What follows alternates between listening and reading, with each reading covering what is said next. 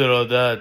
امروز تمام حرف و سخنم برای اون جوونیه که از سن خیلی کم شروع کرد کار کردن، نخواست خانواده‌شو اذیت بکنه، توی شرایط مالی سخت اذیتشون کنه.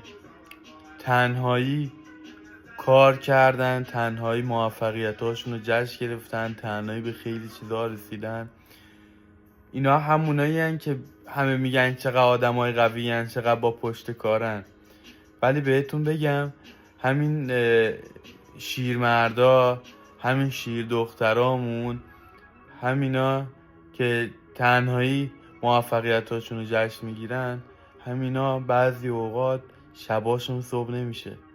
خیلی هواشون داشته باشیم، به خاطر اینکه همیشه خودشونن و خودشون هیچ کسی رو ندارن.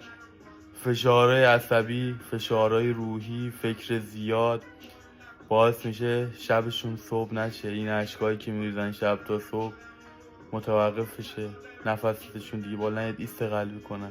مراقبشون باشیم. خیلی بهتون افتخار میکنم و خیلی به شیر دخترامون، شیر پسرامون افتخار میکنم که تو سن خیلی کم دارن برای زندگیشون موفقیتشون میجنگن، ولی تنهان، ولی هیچ موقع درک نمیشه. دود کنم یادم برن آدم ها، نمیزنم